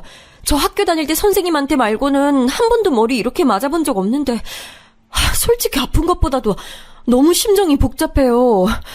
저 지금 어머님 더 못 보겠어요. 이만 가주셨으면 해요. 아이 참외를 개발세발로 깎아놓은 꼬라지 보니까 뇌가 들었는지 의심이 되는 것을 그럼 나보고 어떡하란 소리야? 너 어디 애호박 써니? 세상 천지에 누가 참외를 통통통거리며 잘라? 세로로 반듯하게 잘라야지. 아이, 우리 혜진이 같았으면 참외 하나도 센스 있게 잘랐을 텐데. 아우 하여간에 하나부터 10까지 너무 비교되는 게 많아서 감당이 안 돼. 그쯤 되니까 참는 쪽이 호구며 등신이 되는 것 같아졌어요. 시어머니께서 불안정했던 심신의 위로를 시누이를 통해 받으신 만큼 거의 병적으로 우리 혜진이가 가장 잘났다는 것에 집착하시면서 저와의 비교를 통해 자꾸만 확인받고 싶으신 것까지는 저도 이해가 갔어요. 하지만 이해가 간다고 해서 납득이 되는 건 아니었죠. 제가 얼굴에서 표정을 싹 지운 채로 시어머니를 똑바로 쳐다보며 조용히 말씀드렸습니다. 어머님, 아가씨에게 결혼할 사람 생겼다면서요. 꼭 그 상대가 아니더라도 아가씨는 결혼을 하시겠죠? 한번 생각을 해보세요. 아가씨가 결혼해서 시어머니에게 머리 맞고 잔소리 폭탄 맞으면서 기 못 펴고 사는 며느리가 되면 좋으시겠어요? 그걸 원하시는 거예요? 뭐? 너 지금 제정신이야? 우리 혜진이가 얼마나 찬란 인재고 인물인데 그딴 취급당한다는 거야. 말도 안 되지. 결혼해서 우리 혜진이가 그런 이상한 시어머니 만난다니. 그럼 나는 그 결혼 절대 못 시켜. 다행히 상식은 있으셨네요. 어머님, 방금 느끼신 감정, 머릿속에 드신 생각, 그게 바로 제 현재를 보며 제 친정 식구들이 품을 만한 감정이고 생각이에요. 그런 이상한 시어머니를 만난 불쌍한 처지의 며느리가 바로 저라고요, 어머님. 그러자 시어머니께서는 금세 얼굴이 붉게 달아오르셨고 제게 화를 쏟아내고 싶으신 모양인지 입술이 연신 움찔거렸으나 쉽사리 말씀을 뱉진 못하셨어요. 저는 그 틈을 타서 자리에서 일어났고 시어머니의 겉옷을 챙겨드렸습니다. 이젠 아가씨라는 표시였죠. 이제 찾아오지 마세요. 저도 안 찾아가요. 딱히 용건이 없는데 만나고 사는 것 자체가 고부관계에서는 안 될 일이었던 것 같아요. 이만 가보세요, 어머님. 어머머머머, 너 왜 이렇게 싸가지가 없고 예의를 다 잘라먹었니? 기가 엄청나게 드센 걸 보니 가방끈도 짧은 주제에 사회생활하면서 돈 벌어먹으려면 너 정도로는 독해야 하는 건가 싶네. 우리 아들 기 모표게 꽉 쥐어잡고 사는 건 아니지? 넌 아물래 우리 혜진이한테 나쁜 소리 해다는 건 아니겠지? 그런 의심을 왜 하세요? 저 그렇게 안 살아요. 저를 꽉 쥐어잡고 싶어 하는 사람, 저에게 나쁜 소리 하는 사람은 있어도 제가 다른 사람에게 그러고 살진 않아요. 안 그러려고 노력하면서 산다고요. 지금 너에게 그러는 사람이 바로 나란 얘기하고 싶은 거야? 이런 맹랑하고 건방진 걸 보았나? 내가 너한테 얼마나 친근하게 잘 대해주고 챙겨주고 아껴주고 다 했는데 넌 은혜를 원수로 갚는구나.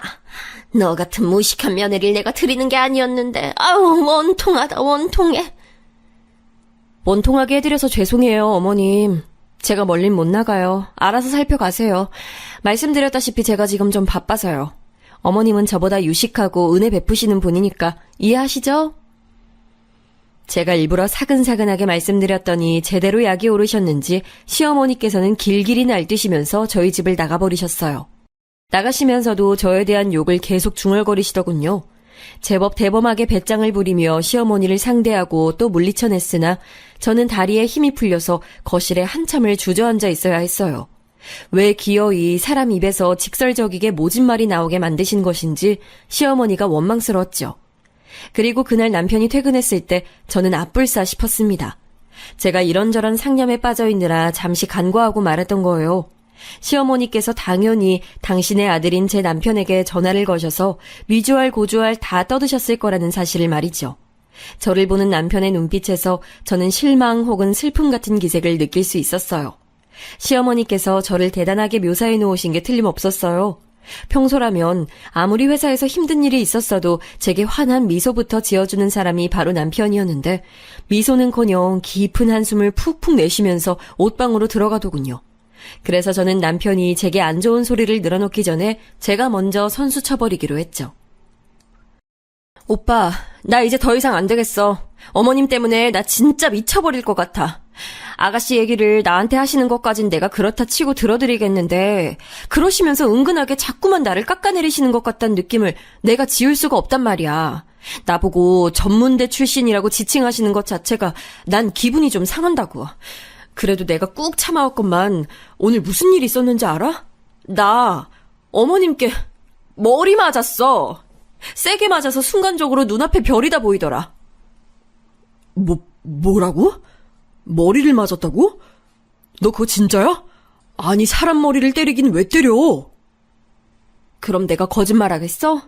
울 뻔한 거 간신히 참아냈는데 어머님은 그런 나한테 계속 말도 안 되는 이유로 잔소리만 하시고 나 너무 서러웠어. 더 이상은 힘들어서 안 되겠어. 나 어머님 자주 뵙고 사는 거 더 이상은 못해. 안 하는 게 아니라 못하는 거야. 엄마가 나한테 하신 얘기랑은 달라도 너무 다른데? 네가 다짜고짜 엄마를 쫓아내더니 2번 다시 찾아오지 말라고 소리를 질렀다고 그렇게 나한테 말씀을 하셔서 난 네가 홧김에 머리가 돌아버렸나 했어. 그런데 진상은 네가 아니었다니 내가 지금 너무 혼란스럽다. 일단 우리 엄마가 너한테 심하게 군 거 내가 대신 사과부터 할게. 제가 풀이 죽어서 고개까지 떨구고 있었더니 화들짝 놀란 남편은 저에게 잘못이 있는지 더 묻지도 않았고 다음날 시어머니께서 찾아오시거나 저를 호출하시지도 않았기에 상황은 일단락됐어요. 모르긴 몰라도 남편이 시어머니와 대화를 나누면서 어느 정도 정리가 된 느낌이었습니다. 그런데요, 이 시점까지만 해도 제 마음이 편하지 않았어요. 제가 천성이 모질지 못한 사람이었나 보더라고요. 시어머니께서는 아무리 그래도 저보다 어른이신데 제가 함부로 굴어서는 안 되는 상대이신데 이런 생각들이 자꾸만 저도 모르게 들더군요.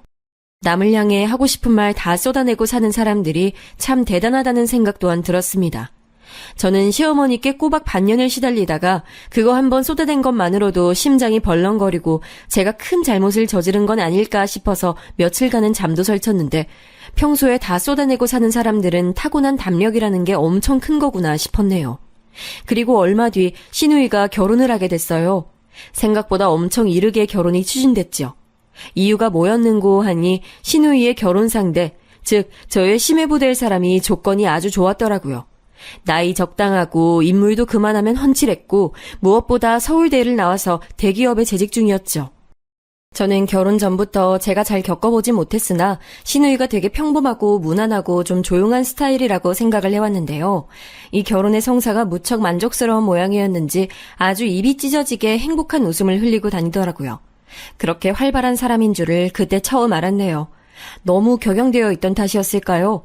시누이는 그동안 저와는 별로 접점도 없었으면서 오랜만에 저를 보자마자 이런 경솔한 말을 날리더라고요. 이제 와서 하는 얘기지만 제가 솔직히 말해서 취업이 좀 망했다고 생각하면서 일을 다녔거든요. 그런데 모든 조건에서 뛰어난 남자하고 알콩달콩 연애하다가 결혼까지 금세 골인을 하다니 이건 취업 잘한 것보다 100배, 1000배는 뛰어난 성과 같아요. 언니가 보시기에도 그렇죠. 언니는 본인도 안 뛰어나시고 배우자 역시도 안 뛰어나니까 저에게 공감을 하실 수가 없겠군요. 죄송해요. 제가 배려가 좀 부족했어요. 저기요, 아가씨. 저는 그렇다 치고요. 결혼하신 그 배우자라는 존재가 본인의 오빠라는 건 인정하고 얘기를 하신 거 맞죠? 꼭 그렇게 안 짚어주셔도 되는데요. 언니는 이상한 데서 집요하신 스타일인가 봐요. 왜 저희 엄마랑 싸웠다고 하는지 알 것 같아요. 헛기침을 연신 날려댄 시누이는 그러고 나서는 갑자기 화제 전환을 했고 제가 어이없다는 눈빛을 쏘아대는 것을 열심히 못 본 척하면서 절 외면했어요. 그제서야 저는 굉장히 보통이라고 여겨졌던 시누이 역시 꽤나 독특한 구석이 있다는 걸 알게 됐던 것이죠. 콩 심은 데 콩 나고 팥 심은 데 팥이 난다더니 정말 그렇더라고요. 시어머니와 외모가 닮은 쪽이 남편이라서 저는 더욱 시누이는 시어머니와 결이 다른 인물이라고 여겨왔는데 오판이었던 것이죠. 기가 막혀서 저는 절레절레 고개만 흔들었고 굳이 시누이에게 더 따지지 않았어요. 시누이의 결혼 소식차 시댁에 모인 참이었기 때문에 당연히 시어머님께서도 계셨고 저는 되도록 조용히 있다가 조용히 사라지고 싶었기 때문이에요. 시어머니를 뵙기가 조금은 민망하더라고요. 그런데 갑자기 예상하지 못한 상황이 벌어졌어요. 남편이 식사 후 부엌에서 식기를 정리하고 있던 저에게 손짓을 몰래 하더니 저를 작은 방으로 데려가는 거예요. 영문을 모르고 따라가 봤더니만 글쎄 그곳에 시어머니께서 어색한 표정으로 계셨습니다. 상황 파악을 한 제가 욱해서 남편을 쏘아봤죠. 그런데 눈치가 없는 건지 남편은 저에게 윙크를 날리며 조용히 문을 닫고 나갔습니다.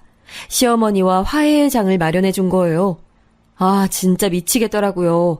남편이 우리 엄마가 세상에서 제일 불쌍해 라고 생각하는 사람인 것을 제가 간과했던 게 잘못이었겠죠. 아내인 제 의견은 개코도 물어보지 않고서 독단적으로 시어머니와 샤바샤바해서 이런 자리를 만든 남편이 원망스러운 건 원망스러운 것이고 당장에 어떻게 해야 할지 몰라서 저는 멋쩍게 미소만 흘려댔어요. 죄송했다고 해야 하는 건지 아니면 다른 말씀을 드려야 하는 건지 갈피를 못 잡으며 미소만 간신히 짓고 있을 때였습니다. 시어머니께서 정말 난데없이 눈물을 또르륵 흘리셨어요. 어머님 혹시 지금 우시는 거 아니죠? 나는 내 스스로가 맞는 말만 했다고 치우쳐서 네가 당혹스러울 수도 있었다는 사실을 놓치고 말았더구나. 맞는 소리를 하더라도 그걸 때와 장소를 가려가며 해야 했었는데 바보한테 바보라고 부르면 그거 듣고 좋아하는 바보는 없잖니. 내가 이걸 알았어야 했는데 내 생각이 짧았단 걸 인정하마. 내가 중학교까지밖에 못 나와서 이런 헤아림이 부족한가 보다. 배움이 얕은 내 탓이고 내 잘못이지. 네? 어머님, 학교를 중학교까지밖에 못 나오신 거랑 지금 이 상황이 무슨 연관이 있는 건지 저는 일단 잘 모르겠고요.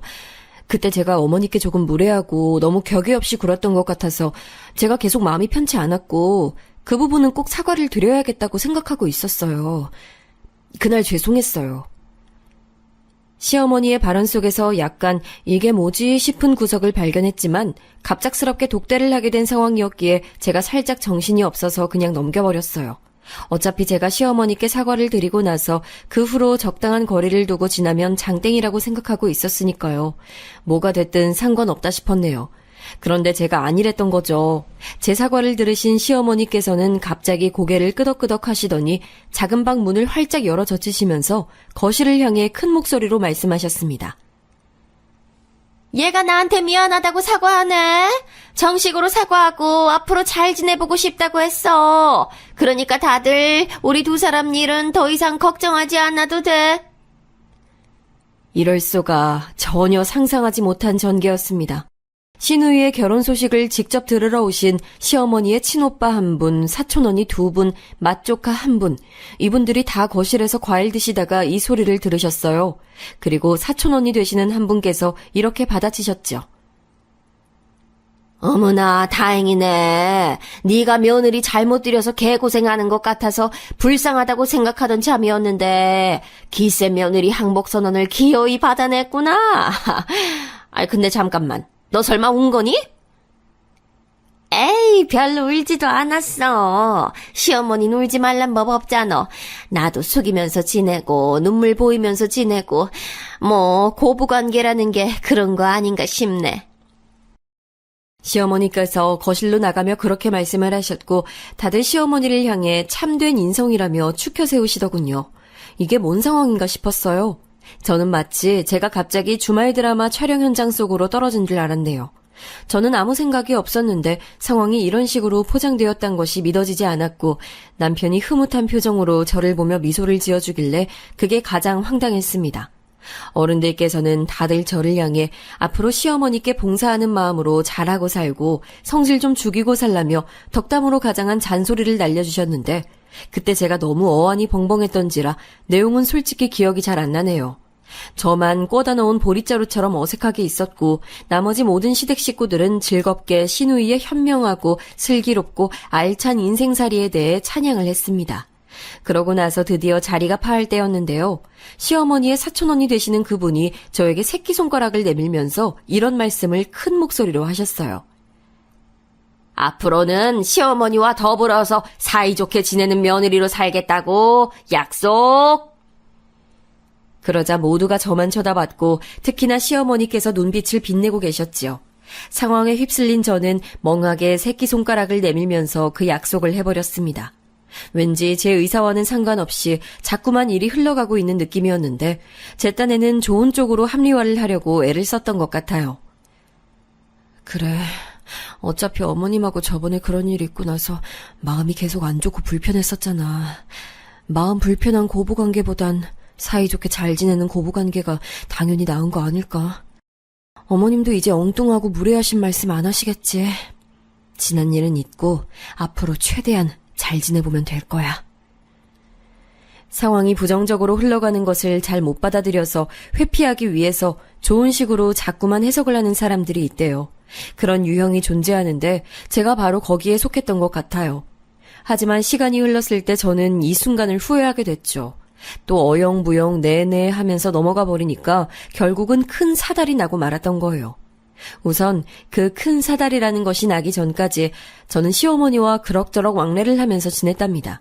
시댁 근처에 시누이가 신혼집 살림을 차리길 바랐건만 애석하게도 제법 먼 동네에 집을 구했어요. 그러니 시어머니께서 고르실 수 있는 선택지란 저뿐이었죠. 저로선 변명거리가 부족했고요. 내가 너 아니면 심심해서 매일 뭘 하고 지낸다니. 네가 나랑 시간을 보내줘야 내가 안 심심하지. 어머님, 저 일하는 사람이에요. 집에서 업무를 본다고 해서 제가 백수가 아니에요. 저 멀쩡히 월급 받는 사람입니다. 제 근무 시간을 존중해 주셨으면 해요. 그럼 네가 집에 있질 말든가. 사람이 응당 눈앞에 먹을 게 보이면 먹고 싶어지는 거잖니. 네가 집에 없으면 내가 너를 안 찾아갈 텐데 네가 집에 있으니까 내가 너를 찾아갈 수밖에 없지. 근데 넌 어째 금세 임신 계획이 있다고 하더니만 통 소식이 없다. 이럴 거면 집에서 근무하는 보람이 있기나 한 거니? 대꾸하기도 싫어서 그냥 가만히 있었네요. 그런데 시어머니의 막무가내식 우기기를 접한 저에게 한 가지 깨달음이 찾아왔어요. 제가 왜 아등바등 뭘 위해서 재택근무를 고집하고 있었을까 하는 것이었답니다. 원래는 결혼하고 몇 달 안에 임신을 하는 것으로 남편이랑 계획을 했었는데 시도 때도 없이 찾아오시는 시어머니 때문에 스트레스를 받아서 그런 건지 어쩐 건지 저는 아이를 가질 생각이 뚝 떨어져 버렸거든요. 그러니 번거롭더라도 회사로 출퇴근을 하는 게 저에게는 이득인 듯 싶었어요. 그래서 당장 재택근무를 그만뒀습니다. 일찍 출근해서는 늦게 퇴근을 했어요. 밖에서 아침, 점심, 저녁 세 끼를 다 해결했고요. 그러자 단 사흘 만에 남편이 난리가 났습니다. 아침에 네가 먼저 나가니까 날 깨워주고 계란 부쳐주는 사람이 없어.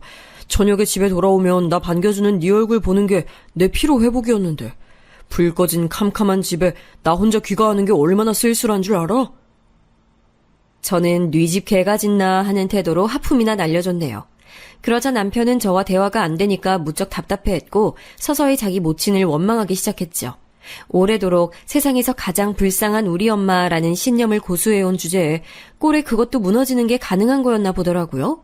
그때 남편의 심정이란 우리 엄마만 아니었어도 내 와이프가 집에서 계속 나를 챙겨줬을 텐데 이게 다 엄마 때문인 것 같지만 이걸 따지기에는 내가 불효자가 되는 것 같아서 차마 그럴 수는 없고 그렇다고 내 와이프가 계속 나가서 일하는 건 싫고 이거 어떡하지? 라는 식이었답니다. 남편이 전전긍긍하는 것을 저는 모르는 척하면서 능청스레 지냈어요. 제가 먼저 이야기를 꺼내주길 남편은 기다리는 눈치였지만 제가 그런 걸 감지 못하는 척 한 것이었죠.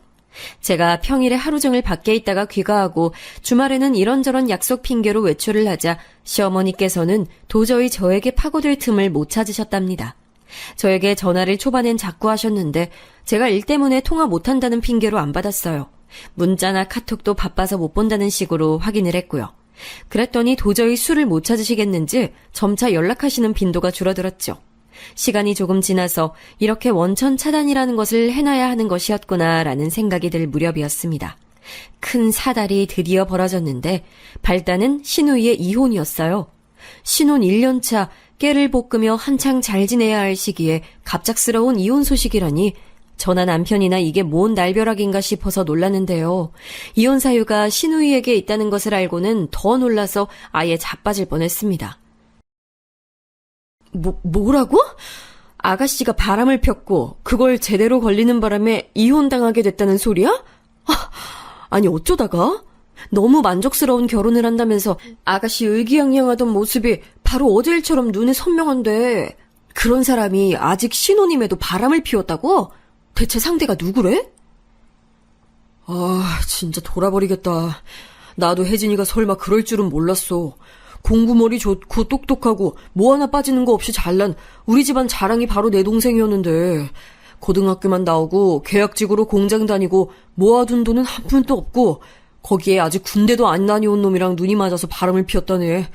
둘이 과감하게 팔짱까지 끼고 숙박업소로 향하다가 걸린 모양이야. 세상에. 일단 고학력자인데다가 스스로도 명문 고려대학교 나온 걸 자부심으로 여기는 아가씨가 그런 상대하고 바람이 나서 그렇게나 만족스러워했던 결혼을 이렇게 허무하게 끝내게 됐다고? 와, 드라마 각본을 쓰라고 해도 난 이렇게는 못 쓰겠다. 뭐 이런 경우가 다 있어? 시아버지는 고학력자들과 바람을 피우셨다던데 반대가 끌리는 이유도 아니고 이것 참 황당하더군요. 어쨌든 신우이는 결혼으로 장밋빛 인생 2막을 꿈꾸었지만 매몰차게 이혼당하며 단 10원 한 장도 못 들고서 맨몸으로 쫓겨났습니다. 다니던 회사에도 소문 다 퍼져서 신우이는 그 모멸감을 견디지 못하고 잦은 퇴사를 하고 말았어요. 이런 사태를 두고 어이없어서 미치겠다. 저희 부부와는 아주 다른 감상을 내놓은 사람이 있었으니 바로 시어머니셨죠. 제가 재택근무를 때려치운 이후로 저와는 통왕래가 없으신 상태였고요. 시댁에서 뵙는 것은 그래서 꽤 오랜만이었는데 시누이가 이혼 이후로 후회의 눈물로 하루하루를 보내며 힘들어하고 있는 와중이라는 연락이 계속 오는 바람에 걸음을 해본 것이었어요. 그런데 시어머니께서 이혼을 당하신 장본인이신 것 마냥 왠지 수척해 보이셨고 눈가가 거뭇거뭇하시더군요. 남편이 주차 때문에 시간이 좀 걸려서 저 혼자 먼저 시댁에 들어선 것이었는데 제가 조심스레 안부를 여쭤보았죠. 어머님, 안색이 많이 안 좋아 보이세요. 혹시 요즘에 잠을 통 못 주무셨어요? 아가씨는 방에만 계신 거예요? 그럼 방에만 있지. 틀어박혀서는 밥때가 아니면 나오려고 하지도 않네. 게다가 새벽에 잠 안 자고 휴대폰으로 뭘 보는 건지 시끄러운 소리도 들리고 울다가 웃다가 아주 난리도 아니야. 아우, 이러니 내가 잠을 잘 수가 있겠니? 그렇구나. 아가씨가 원래 새벽에 감성이 더 예민하잖아요. 새벽 시간대를 견디기 힘드신 아가씨가 영화나 드라마 보시면서 우울한 거 달래시는 모양이네요. 그래? 아유, 네가 젊은 사람이라 그런지 확실히 그런 걸 잘 이해하는구나. 내 생각에는 우리 혜진이도 환경을 바꿔서 여기 말고 딴 데 있으면 회복이 더 잘 되지 않을까 싶은데 앞으로 네가 우리 불쌍한 혜진이 좀 데리고 같이 사는 게 어떠니? 순간 제 귀를 의심했어요. 또다시 제 의사와는 상관없는 흐름이 시작될 징조가 보였죠. 시어머니께서는 갑자기 눈물을 훔쳐대셨고요. 제가 우선은 좋게 말씀드렸습니다. 어머님, 저랑 오빠는 둘 다 일단이잖아요. 특히 저는 밖에 있는 시간이 긴데 어떻게 아가씨를 챙겨주겠어요. 그러니까 데리고 살라는 거야. 저 재택근무인지 그거 할 때 같았으면 내가 우리 혜진이를 거기다 맡길 생각을 하겠니? 너 일하는데 방해되니까 못하지. 근데 네가 집을 오래 비우고 있으니 우리 혜진이가 편하게 지내기 얼마나 좋아. 어머님, 아가씨가 원하지 않으실 수도 있는데 저희끼리 이러는 것 자체가 좀 아닌 것 같아요. 아유, 너무하는구나. CM이 피해서 회사로 도망 나갔는데 그 바람에 이제 자기 시누이 끼고 살게 됐으니 억울하고 싫다 이거야? 우리 불쌍한 혜진이 보듬어주는 게 뭐 그리 어렵다고?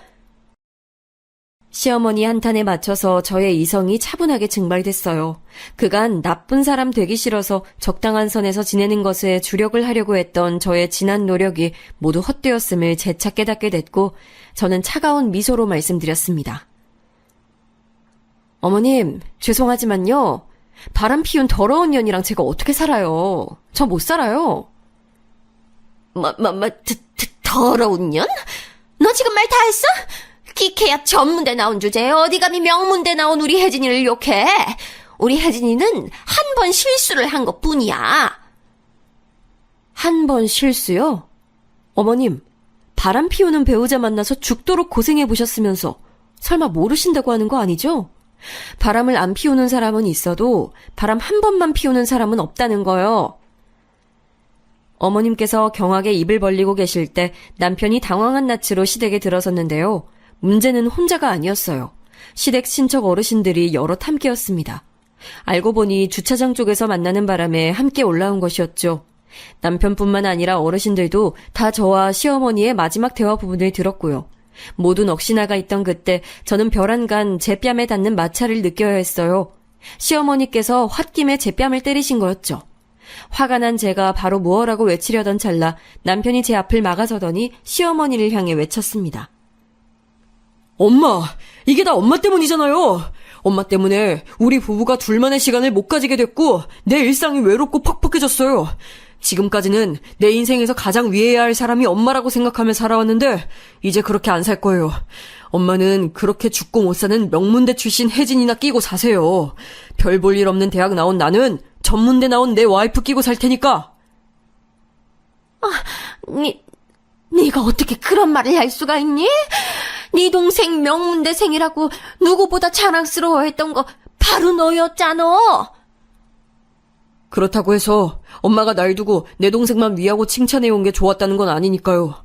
못난 아들은 못난 며느리와 둘이서 잘 살 거니까 잘난 딸이랑 잘 사세요. 저도 더 이상은 못 참아요. 시어머니께서는 거의 혼절하신 듯 충격을 받으셨고요. 주저앉으신 시어머니를 친척 어르신들이 살피는 동안 저는 남편하고 시댁을 빠져나갔어요. 약속한 것도 아닌데 서로 두 손을 꼭 맞잡은 채였죠. 그간 다사다난한 일이 많았지만 지나간 날은 다 뒤로하고 앞만 보며 잘 살아가자는 무언의 약속이었네요. 그 이후로는 우선 시어머니께서 저와 남편에게 번갈아가며 용서를 비셨으나 그게 저희 두 사람의 마음을 움직이진 못했네요. 그 사달이 났던 당일에 방에서 이어폰 끼고 노래 들으면서 자고 있었던 시누이는 뒤늦게 상황을 인지했고요. 철이 없는 건지 아무 생각도 없는 건지 저희 부부에게 연락 한 번을 먼저 안 했어요. 그러더니 몇 달 후 시댁의 친척 어르신 한 분께서 주선을 하셔서 선을 봤는데요. 분위기가 좋았는지 금세 결혼 얘기가 오갔대요. 그런데 끝내 결혼으로는 못 갔어요. 결혼 앞두고 시누이가 바람을 피웠거든요. 상대는 고등학교 동창이라는데 유부남이라는 대목이 골 때립니다.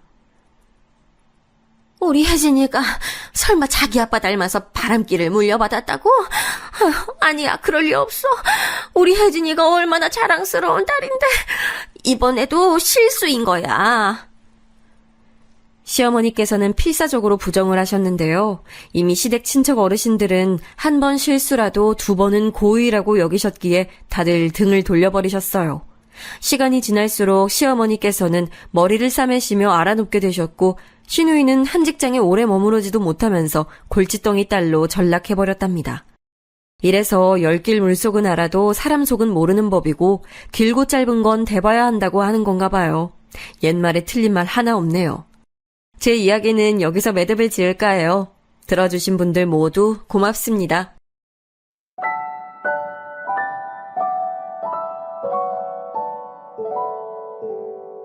you